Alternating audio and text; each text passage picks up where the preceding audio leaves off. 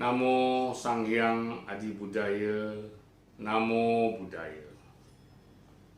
Selamat siang anak-anak sekalian. Apa kabarnya? Baik, luar biasa. Ya, semoga kalian tetap menjadi anak-anak yang luar biasa. Ya, pintar, cerdas, terampil, kreatif, dan baik, berbudi pekerti, tahu sopan santun, dan tahu tata krama. Nah, kalau kalian berlaku demikian, Romo akan menjadi senang, gembira, dan bahagia. Ya, nah hari ini kembali Romo jumpai kalian untuk storytelling. Kali ini storytellingnya berupa sebuah cerita daerah. Nah, di Indonesia ini banyak cerita daerah. Ya, seperti kalau cerita daerah Sumatera Barat, Minangkabau terkenal dengan cerita si Malin Kundang anak durhaka. Romo kan sudah pernah ceritakan. Nah, sekali ini Romo ambil cerita dari daerah Jawa Barat. Ya, Jawa Barat itu didiami oleh suku Sunda. Ya, di satu daerah namanya daerah Garut. Ada sebuah danau namanya Situ Bagendit. Nah, siapa tahu nanti kalau karma baiknya ada, kalian bisa berlibur ya, sekali-sekali berlibur tentu saja nanti setelah pandemi Covid berakhir, berlibur ke Jawa Barat. Nah, kalian bisa melihat pemandangan danau yang bernama Situ Bagendit. Ya, danau ini cukup indah, menjadi tempat rekreasi. Namun hari ini kita lihat dulu ya cerita asal usul terjadinya danau Situ Bagendit ini. Ya. Nah, cerita dongeng ini berkembang di masyarakat Sunda di Jawa Barat. Asal mula timbulnya terjadinya danau Situ Bagendit ini. Nah, bagaimana kisahnya? Nanti kalian bisa saksikan pada videonya. Nah, Romo ingin singkat saja menjelaskan. Ya, danau ini berasal dari perbuatan yang kikir, pelit, tidak mau membantu dari seorang janda, ya seorang yang suaminya sudah meninggal, tetapi dia kaya raya, ya kaya raya, punya tanah banyak, sawah banyak, uang banyak, perhiasan banyak, rumah bagus, tapi pelit, tidak ada orang yang mau dibantu. Setiap orang datang minta tolong, selalu diusir, sudah diusir, dimaki-maki, dimarah-marahi lagi, disiram air lagi. Ya, begitu kejamnya, tidak mau dia memberikan bantuan walaupun uangnya banyak. Nah, rupanya perbuatan-perbuatan buruknya ini akhirnya menimbulkan buah. Ya, akibat karmanya mulai berbuah. Nah, pada waktu itu ada seorang kakek. Kakek ini mungkin bukan kakek biasa. Mungkin saja dia adalah dewa, bodhisatwa, dan lain sebagainya, orang sakti. Ya, dia minta minum air, tetapi tidak mau diberikan. Ya, pada waktu itu masih katanya musim kemarau. Ya, sumur-sumur penduduk tidak ada airnya, cuma sumurnya yang ada, tetapi diminta tidak boleh. Ya, dia pelit, tidak mau memberikan airnya. Nah, ketika kakek minta minum, jangankan dikasih, malah dimarah-marah lagi. Nah, akhirnya si kakek ini menancapkan tongkatnya dan muncullah air. Ya, akhirnya desa itu tenggelam. Ya, dan Situ Bagendit yang perempuan ini, ya namanya tidak disebut namanya, tapi dibilang Situ sebenarnya Baginda Endit. Baginda Endit apa artinya? Orang kaya tetapi kikir. Nah, akhirnya dia tenggelam bersama hartanya, sedangkan penduduk kampung terpaksa mengungsi ke tempat lain. Dan tempat bekas desanya itu menjadi sebuah genangan air yang sekarang dikenal dengan nama Danau Situ Bagendit. Mari kita saksikan tayangan filmnya. Nanti Romo akan beri penjelasan di akhir ceritanya.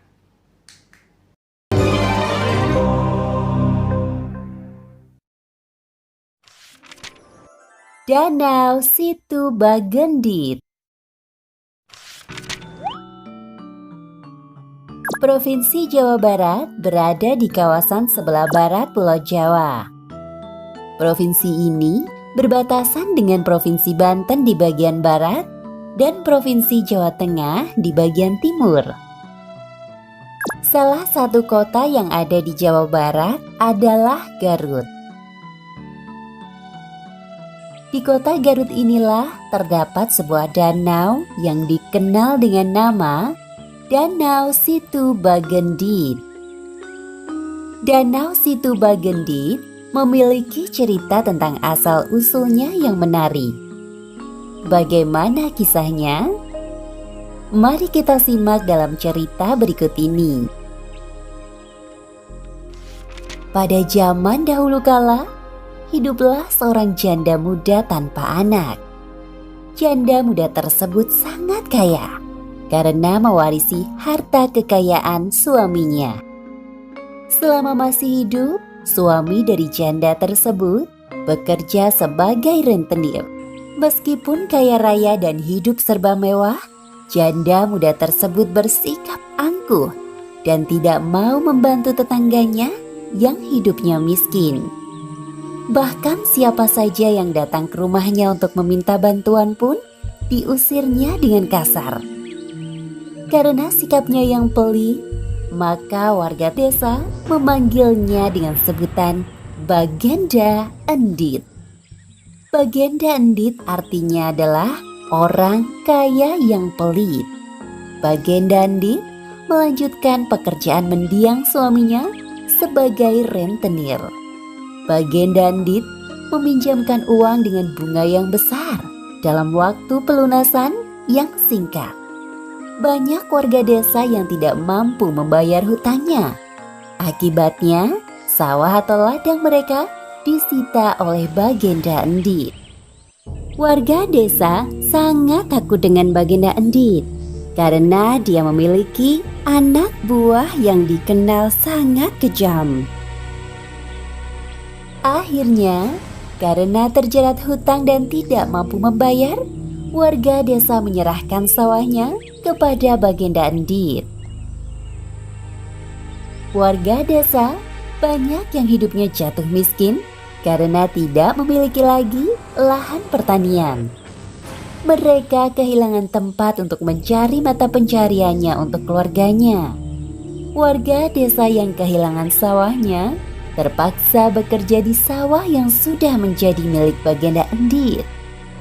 Mereka terpaksa bekerja meskipun dengan gaji yang sangat sedikit, bahkan tidak cukup untuk memenuhi kebutuhan keluarga mereka.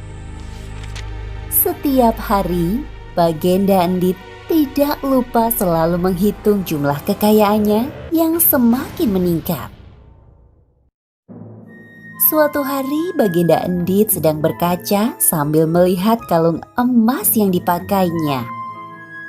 Tiba-tiba terdengar suara pintu rumah diketuk.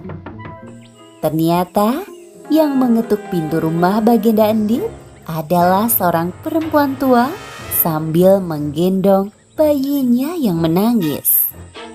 "Oh, maafkan saya, Bagenda. Bayi saya kelaparan. Bisakah Bagenda memberi sedikit nasi untuk bayi saya?"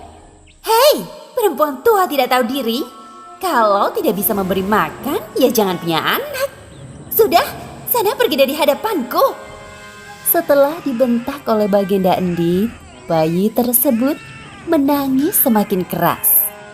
Bagenda Endit kemudian masuk ke dalam rumah.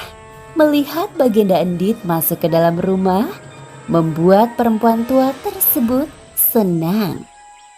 Dia mengira Bagenda Endit akan mengambil makanan untuk bayinya. Ternyata bukan makanan yang dibawa oleh Bagenda Endit. Dia dengan tega menyiram perempuan tua dan bayinya dengan seember air. Sungguh sedih hati perempuan tua tersebut. Dia pun pergi meninggalkan rumah Bagenda Endit.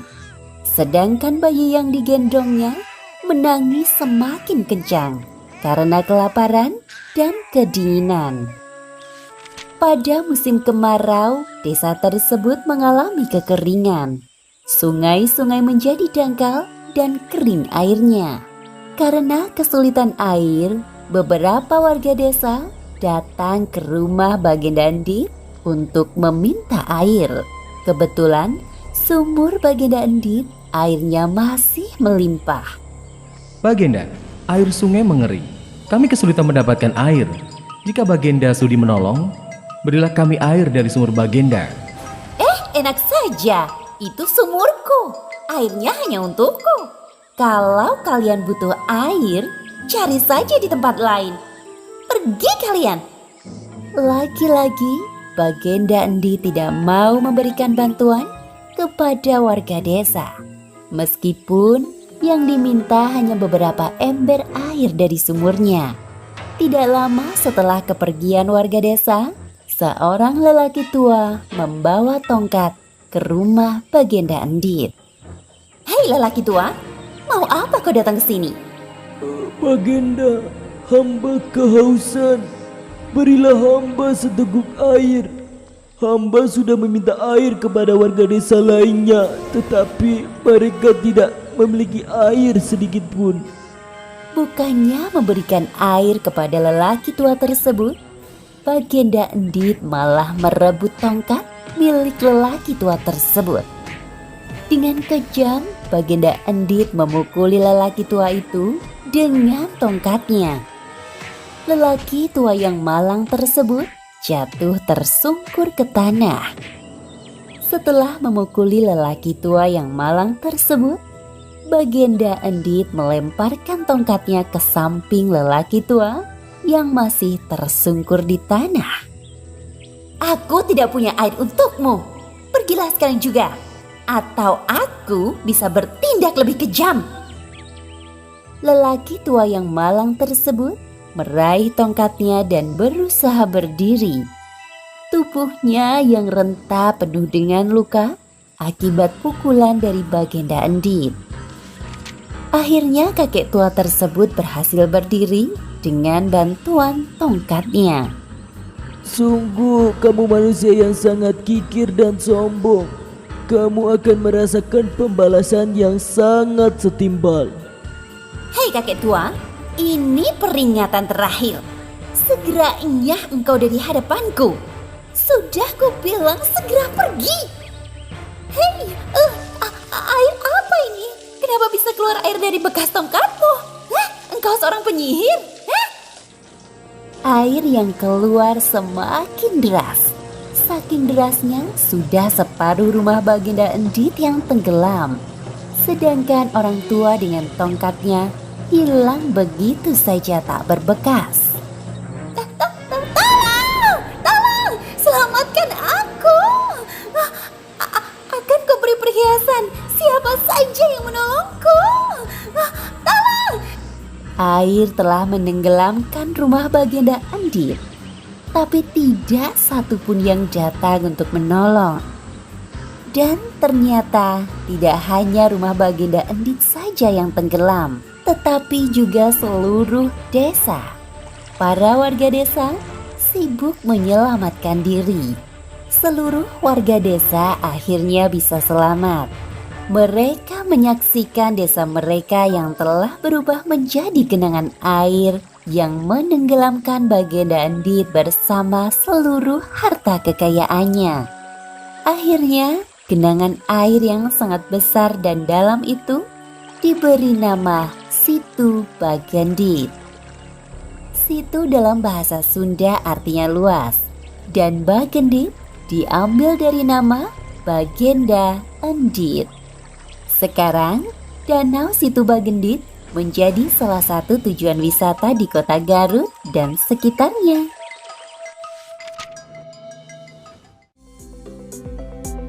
Halo teman-teman, subscribe di tombol merah di bawah ini ya.